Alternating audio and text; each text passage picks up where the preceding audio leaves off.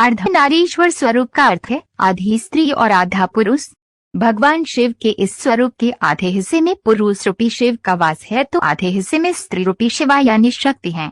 शिव के अर्धनारीश्वर स्वरूप का मतलब सावन का महीना भोलेनाथ को समर्पित है। भोलेनाथ को शिवलिंग समेत कई रूपों में पूजा जाता है। शिव का ऐसा ही एक निर्मल स्वरूप है अर्धनारीश्वर। भगवान शिव के इस रूप में उनके साथ शक्ति भी है। माना जाता है कि भगवान शिव ने यह रूप ब्रह्मा जी के सामने लिया था। भगवान शिव और शक्ति को एक साथ प्रसन्न करने के लिए भगवान शिव के अर्धनारीश्वर स्वरूप की आराधना की जाती है। ऐसा है शिव का अर्धनारीश्वर रूप। अर्धनारीश्वर स्वरूप का अर्थ है आधी स्त्री और आधा पुरुष। भगवान शिव के इस अर्धनारीश्वर स्वरूप के आधे हिस्से में पुरुष रूपी शिव का वास है तो आधे हिस्से में स्त्री रूपी शिवा यानी शक्ति का वास है।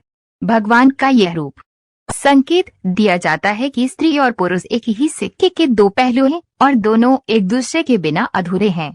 इन दोनों में से किसी भी एक के बिना सृष्टि की कल्पना नहीं की जा सकती है। शिव जी ने इसलिए लिया अर्धनारीश्वर का रूप। पौराणिक कथा के अनुसार ब्रह्मा जी को सृष्टि के निर्माण का जिम्मा सौंपा गया था। जब ब्रह्मा जी ने सृष्टि के निर्माण का काम शुरू किया तब उनको ज्ञात हुआ कि उनकी ये सारी रचनाएं जीवनोपरांत नष्ट हो जाएंगी और हर बार उन्हें नए सिरे से सृजन करना होगा।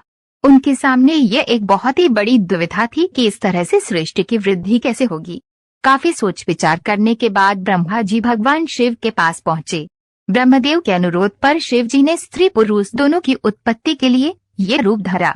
शंकर भगवान ने इसी स्वरूप में ब्रह्मा जी को दर्शन दिया। उनके शरीर के आधे भाग में साक्षात शिव नजर आए और आधे भाग में स्त्री रूपी शिवा यानी शक्ति। अपने इस स्वरूप के दर्शन से भगवान शिव ने ब्रह्मा जी को प्रजननशील प्राणी के सृजन की प्रेरणा दी।